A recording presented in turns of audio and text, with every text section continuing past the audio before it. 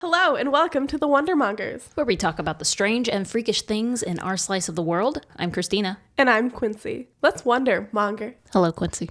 Hi, Christina. How are you today? Oh, I'm doing great. We just came off filming Jan. Sure did. Good old Jan. Jan Am, my favorite Pan Am stewardess. Quite. So we had a question. We did.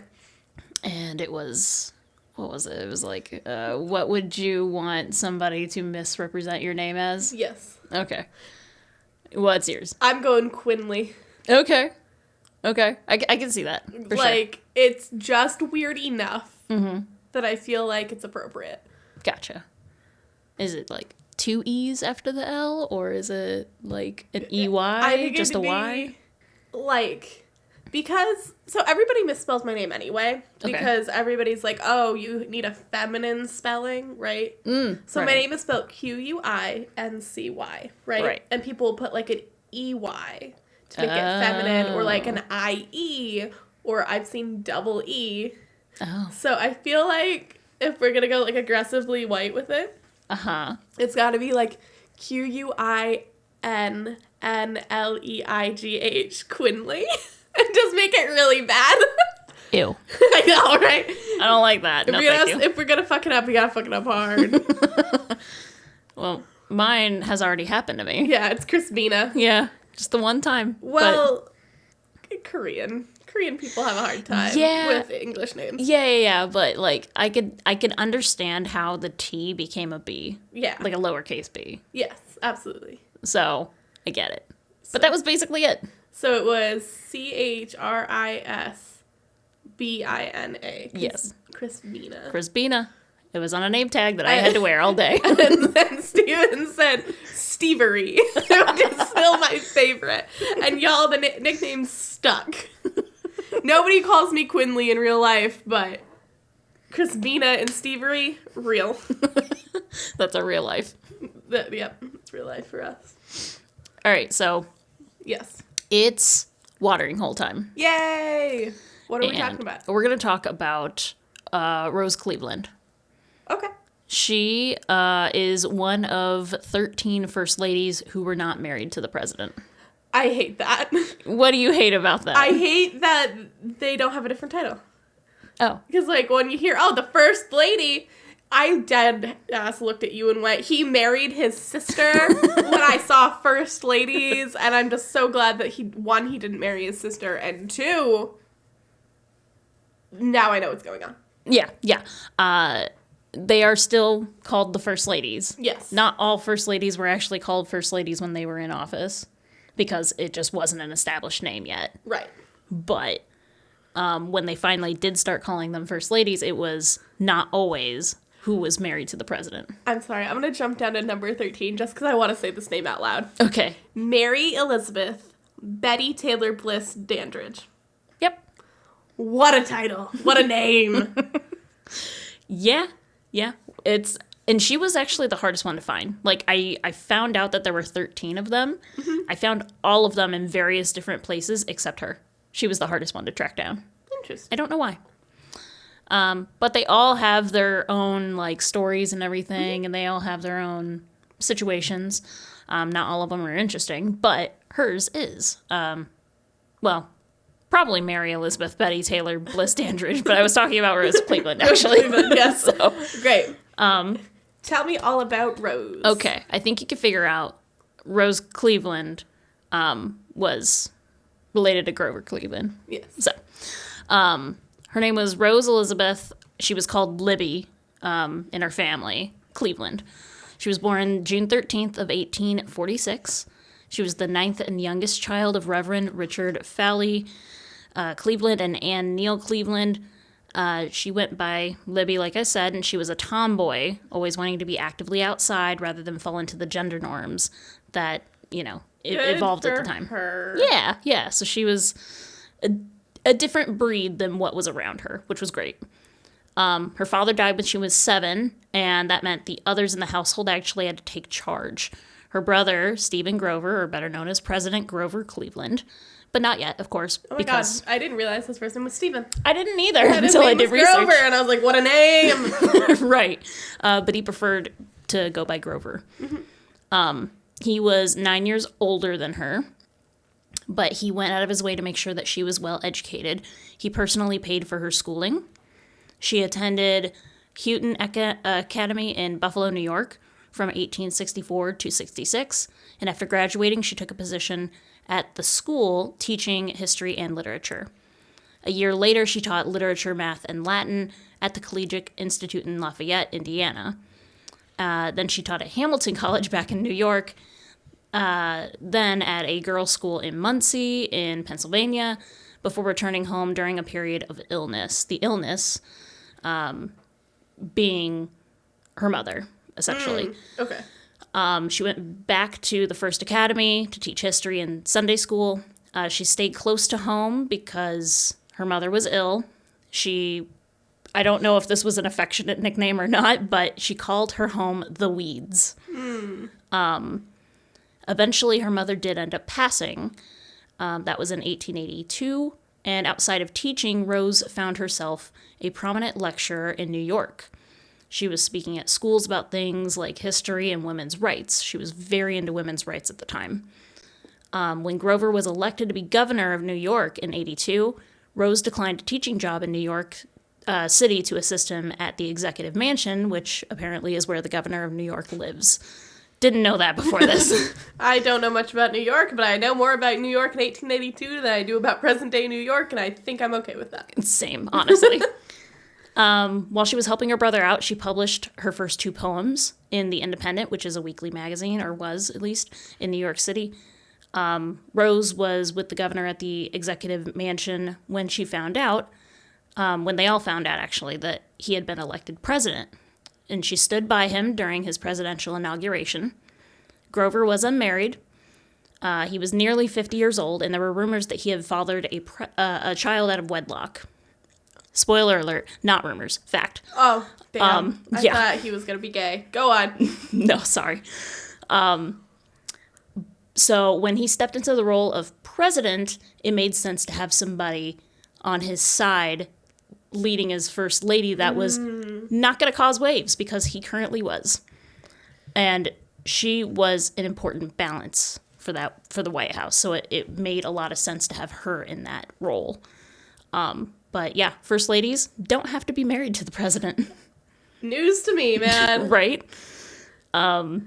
So she accepted, but she really just had little interest in being first lady. She hated the scene. She was more of an academic person, not much of a socialite. Her duties as first lady were purely domestic aspects of the White House at the time, which she, of course, loved. Yeah. It included organization of social events, and mostly just to exist in spaces with other people that she hated.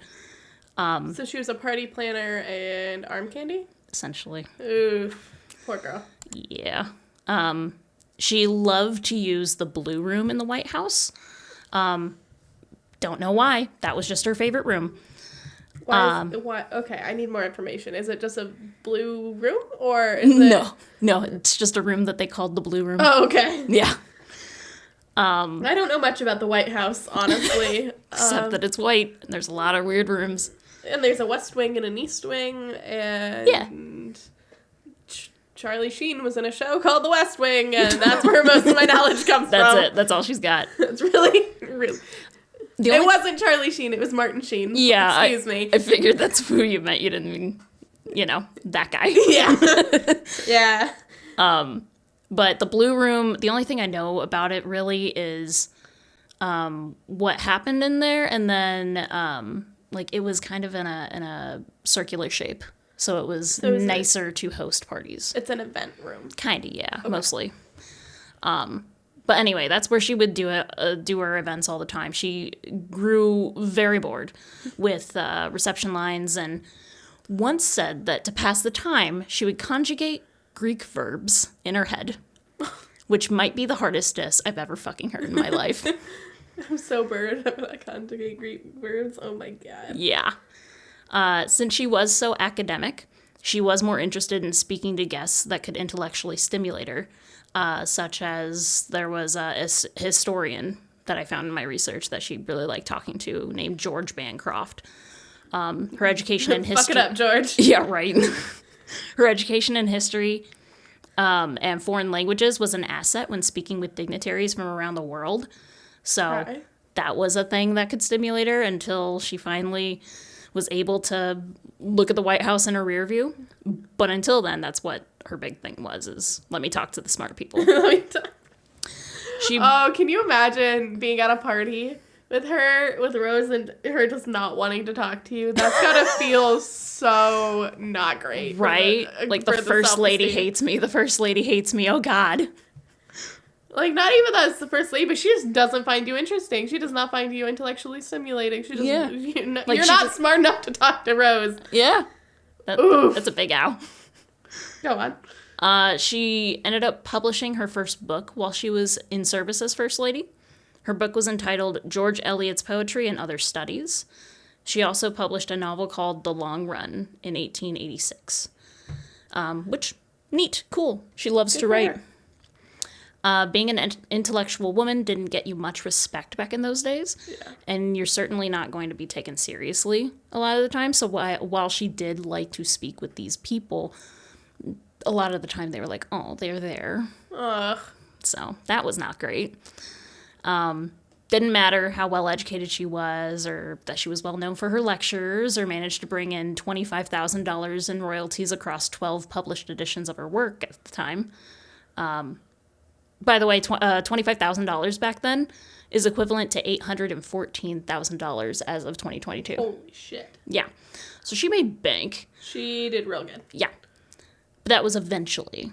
That's what she Right. accumulated while she was alive in her time. So it wasn't at that particular point. Still. But still, she's very accomplished as a human being on this planet. Now, Grover did his best to protect her from the press. In general, but especially taking her picture, she wasn't a fan. So most of the descriptions of how she looked were secondhand, and they were descriptions more than anything. She was described as masculine and as a blue stocking, which is a term for an educated intellectual woman. It pulls from Blue Stocking Society from the 18th century in England. So, fun facts. I would not describe this woman as masculine, looking at her at all. I wouldn't either, truthfully. It's like, is it because her hair is short? It may have just been like, not necessarily how she looked, but more of like the aggressiveness that they were getting from her. Because at the time, like, masculine just kind of works with aggressive back then. I don't know. Unfortunate.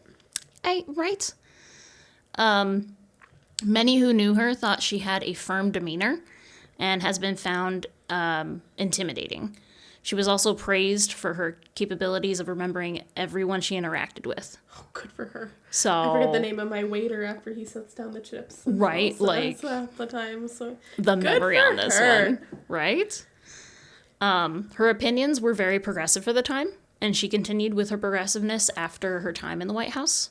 She publicly supported women's suffrage and the temperance movement, and women's suffrage, of course, being the movement that helped women's rights to vote.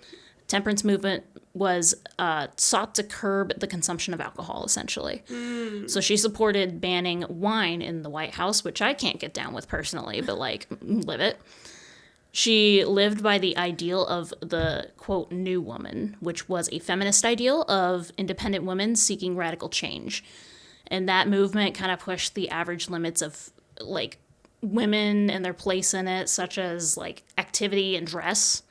Bicycling was a big thing at the time, and they pushed for women to be on bicycles. Oh my God, were women not allowed on bicycles? Yeah. What? Yeah.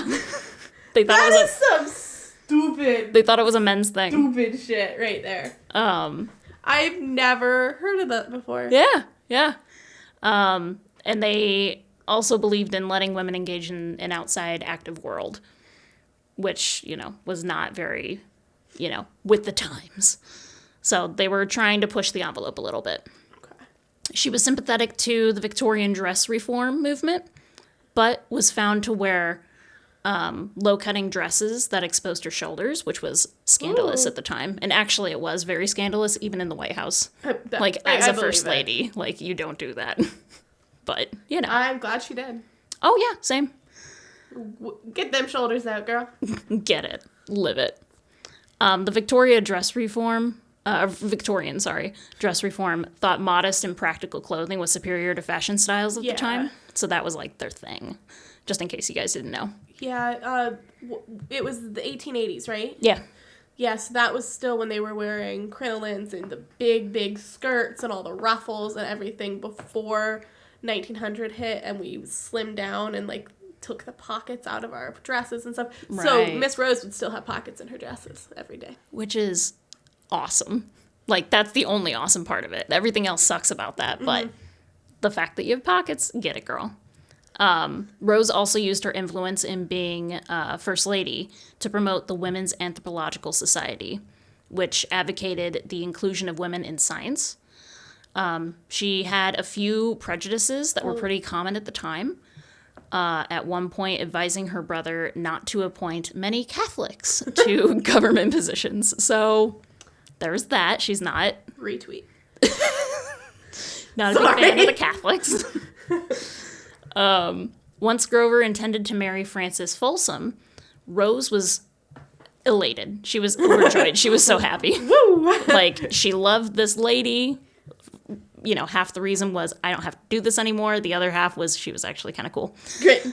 She escorted Frances to the White House from the train station, helped her organize the wedding, which, side note, was the only wedding where a president married in the White House itself. So that was kind of a neat factoid. And she left them without a fuss. She visited on occasion, but was mostly just happy to be away from everything that came with being First Lady. So she was done. I mean, you have a brother. Would you want to do all this shit for your brother while he's governing the country? Would you want to be a socialite? I think if I felt like my brother did a lot for me growing up, like he did for her, maybe, then I can see it. I can see doing that for sure. But for my brother specifically, he would never be president. That ain't happening. Yeah, but that wasn't really the question. Yeah, I get you. But I could see doing that for somebody if they've done it for me. They made sure that I was good. The favor. Yeah, a little bit. You kind of feel indebted. Marrying you off to a lady. Kind of. So you can escape. Yeah. A month after she left the White House, she moved to Chicago to be the editor of a magazine called Literary Life. Grover thought that she should actually decline the position because he thought since he was president at the time, that she was only being given an opportunity to be part of that because they wanted to take advantage of her connection to him. So he even went as far as offering her $6,000 at the time to not take the position, and that is equivalent to $195,422 in 2022. I'd take that to not take a job. Honestly, yeah. At a magazine called Literary Life. Right. But she actually refused his offer. Good for her. She wanted to be financially independent. So, live it. We get it. I'm not mad at that. No. But being the editor of a magazine was actually a super rare opportunity for a woman at the time, so that kind of pushed her in that direction anyway. So I get it. Opportunities knock. You want to be financially independent. Live it, girl. When she did arrive at the position, Eugene Field, who worked there, welcomed her to the position with a poem that was not so subtly entitled The Rose. And it was basically, I'm not really good at looking at poetry and saying, I know exactly what that means. But from what I understood from it, it was basically saying the East, they made a mistake by letting her go, and now we have everything we've been wanting. The East is dumb, the West is best. We have a diamond in the rough, essentially. We have Rose! Right. It was just saying, we're good now. We have Rose. But with all that pomp and circumstance, she only ended up in the position for a few months before leaving. Oh. She got sick, actually, a little bit. Okay. And the magazine was falling on hard financial times anyway. Okay. And also, the weeds had caught fire. Which only in this context means a house. Yeah. Do you think? Right. This might be a little inside joke between us, but do you think her family let her know? Do you think? Probably, yeah. Okay. Now, in 1887, Rose moved to New York City to teach history at another girls' school. She hunkered down while in that position, focused on her writing. She left the school the next year after a disagreement about salary. And the last days of Grover's presidency, the First Lady held a lunch in Rose's honor, which was nice. Oh, that's very lovely. Yeah. Rose made several trips to Europe over the following years. She didn't stop expressing her political beliefs after she left the White House. In 1887, she published a short story that was critical of women's fashion, which she believed was detrimental to women's health. Rose, you do so good, but I've never put on a pair of pants and went, yeah, this is detrimental to my health. Right, my heart, it's going. My pants. My pants. They're here. My heart, gone. Honestly. In 1909, she signed the national petition supporting women's suffrage. And then we move on. That was later in life, clearly. Yeah. But going back to the winter of 1889, at 43, Rose met Evelyn Mars Simpson while staying in Florida, of all places. Evelyn was eventually, not at the time, but eventually, an American philanthropist and author who was known for her humanitarian activities as a member of the American Red Cross in Europe during the First World War. Oh, God, I forgot about the First World War in the context of this. Yeah, right? Please tell me they're lovers. Just wait. However, at the time of their meeting, she was simply a wealthy 33-year-old widow of a man nearly 5 decades older than her. Right? Woo! Holy shit! Right? Wait, so that man was 88? Yup. Or 83 or something? He was in his 80s, for sure. Yup. And she was also Rose's lover. Ah! Yes! Yeah, I figured I'd give you a little something before you left on your trip. Thank you. Yeah, I got you. We love gay women in history. This made Rose Cleveland the first LGBTQ First Lady in U.S. history. They had a romantic relationship that advanced over the next few years. Their families knew of their relationship, but it's unknown if the public actually knew of their status at the time. Okay. In Rose's letters to Evangeline, she talks about how she has no particular label to describe their relationship, though she found other creative ways to express it. The best concept at the time was romantic friendship, which was a popular way to express women's emotionally and intellectually intimate friendships. Though it was not always assumed to be sexual, it could be. Of the sapphic persuasion, if you will. Right. It kind of gave normally wealthy white women a chance to have essentially open relationships with each other. And if you think about how things were at the time, it makes sense why that was a really popular concept. Young women find themselves forced to be bound to an older man that had influence, money, or some other form of power. Something was a thing that their family wanted. And it wasn't always the women's choice, so this gave women a choice to a degree. And for these two, though, the relationship was more than a friendship. It was more than a romantic friendship. It was a legitimate relationship. Rose's letters are very expressive. They detail how she feels about Evangeline. However, the relationship ended in 1892. When the twist of all twists twisted, Evangeline found herself engaged to a man again. A bishop, actually. Henry Benjamin Whipple was the first I never say this word right. Episcopal. Wait, what? Episcopal? That one. I think you understand what I'm saying. He was a bishop. He was a bishop of Minnesota. 34 years her senior. God damn it. Yep. And eventually gained a reputation as a humanitarian and advocate for Native Americans, which was lovely. Okay, he's a good dude, but Right, also that's a lesbian. Maybe. that's a What? I think your wife's gay. Right, okay. So Rose protested up and down, wanting to keep their relationship intact. And Rose felt betrayed by Evangeline's decision to get married. There is an indication that Evangeline actually did have real feelings for this old man. She actually wrote her affection for him in her diary. She didn't need his money because she had plenty at the time. And she agreed to marry him, so it was her choice to a degree.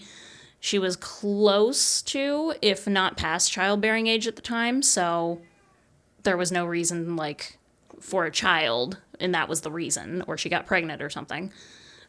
So Rose eventually broke down, wished the couple well in a letter written on White House stationery, and Rose traveled to Europe for a year to run away from her broken heart, essentially. Okay. Did it work? She returned to the States to work as a teacher, but went back to Europe after the wedding in 1896, stayed there for 3 years. It took that long Okay. to get over her. The correspondence they had with each other after the wedding were formal, void of emotion, but they were talking, Okay. just not very affectionately. And we only really know how Rose was feeling. We have no idea how Evangeline was responding or anything at all in their relationship, because none of her letters actually survived. Oh. So we only have one side of the story, technically. Rose went back home to the Weeds in 1899, living with a new partner, Evelyn. But don't get too attached to Evelyn, because the good bishop died in 1901. Hold on. We have an Evelyn and Evangeline. Are they two different people? They are two different people. I think she's got a type. The E's get me. The EVs, actually. Evangeline and Rose picked up frequent correspondence again after the bishop passed, and they had reunited by 1905. So they're back together. Cute. What happened to Evangeline? I'm sorry, Evelyn. What happened to Evelyn? Evelyn? She doesn't matter, I guess. Oh, I don't know. I didn't hear anything She was a after fling. that. Yeah, pretty much. Evangeline's brother fell ill in Italy in 1910, so they both moved to the country to care for them, which is cute. They decided to stay in the country after he ended up dying, which sucks, but, they stayed there. Okay. They settled in Bagni di Lucca. Rose stopped finding the need to write, like, her published works at all, since the social norms in Italy were actually more relaxed than they were in America. Oh. Italy was even cool with expats having same-sex relationships. So that's real cool. Wild. Right? What happened? I feel like there's chunks of history where, this was just fine, and then we hit some point after, 1900, where the history went, gay people, boo. I don't know. I feel like the AIDS epidemic really didn't help with a lot of people's perception. I think that's Yeah. something that really didn't That help it. I don't know a whole lot about the AIDS epidemic, if we're being honest. Well, then I guess that's another watering hole that I'm going to be yeah. doing at some point. Anyway, Rose. When World War I started, Rose and Evangeline contributed to the war effort.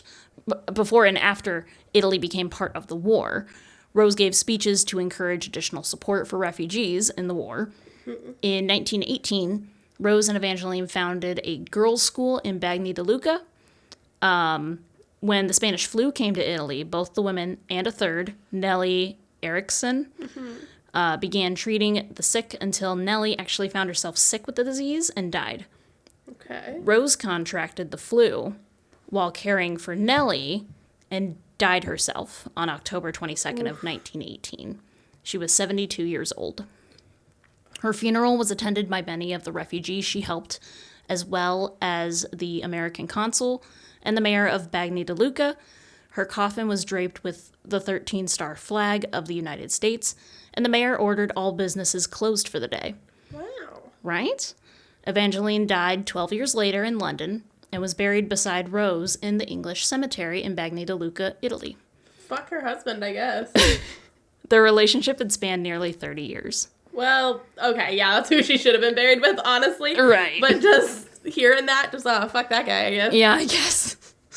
Rose's romantic letters to Evangeline were acquired by the Minnesota Historical Society as part of their collection on Henry Benjamin Whipple. Oh. Right? What a fucking dig. But apparently, I remember reading this, that essentially whoever was in charge of his estate and the records, and they were kept and everything, when they finally brought it over to the Historical Society, Yes. there was a note in there that said, "Warning, lesbian paraphernalia." That is my favorite thing you've ever said. Warning, lesbian paraphernalia. Essentially, yeah. So there was that. They were kept sealed until the Gay Task Force of the American Library Association requested that they be cataloged in 1973 because they had that note. They just kind of kept them away and didn't. Speaking of things you find at the bottom of shelves, and Right, in the annex. the annex building. So eventually, those letters were published as a full collection in 2019. Rose wrote or... God, took them long enough. Yeah, right. She wrote or contributed to multiple literary works in her lifetime. Her writings often explored themes of women's rights, social norms surrounding gender and sexuality. She wrote multiple works of fiction about a doctor treating an unknown illness. In some cases, the illness is an allegory for subjugation of women. And there is also a book called Precious and Adored, The Love Letters of Rose Cleveland and Evangeline Simpson Whipple, 1890 to 1918. It's edited by a couple of ladies that essentially gathered all the letters, and they have them printed out in this book. Oh, so you can nice. read them if you want. And they have little excerpts. They have little things to explain what was going on at the context. time. Yeah, context and everything. So if you're interested further, you can pick up that book, or you can do your own little research on this. But That's so cool. that's Rose Cleveland, dudes. What do you think? I love her. So- We love a lesbian icon up in this house. Yeah. So, And she's just so cool. I don't know. I'm a fan. I'm a fan. yeah. So I figured I'd give you a little fun factoids I love it. along with some lesbianism. Fun Just for factoids you. on lesbianism, my favorite. Okay. Do you have a question for me? Oh God, I don't. Okay, I don't have any questions for you. That was so thorough. Oh well, good. I'm really pleased with this. We don't know much about Grover. no, He's not important. he wasn't He's important. the president. Yeah, who needs that? You're trying to think of a question, aren't you? I am. What other things in the world need a gay task force? Because there's a gay task force for the American Library Association. What other things in the world do you think need a gay task force? Oh, I have my answer already. I'm so happy you already have your answer. Thank you for teaching me all about Rose. Yeah, absolutely. Are any of these other 13 First Ladies gay? I don't know. Aw. I didn't look into them specifically further than the excerpt that I was able to piece together. Right. But they all, like, some of them have got some some- interesting stories, I think. They got some good names, too. Yeah. Like, there's nobody in here that I'm like, really? Right? Your name is Priscilla. Like, that's a normal name. Yeah. Like, But there's nothing really weird. I know Harriet Lane is a favorite of, like, the Times. She was basically Jackie Kennedy before Jackie Kennedy became Jackie Kennedy. now I want to know more. We're gonna All right, that's a great way to close out this episode. Thank you so much. Yeah. We'll see y'all next week. All right. Love you. Bye. Love you. Bye.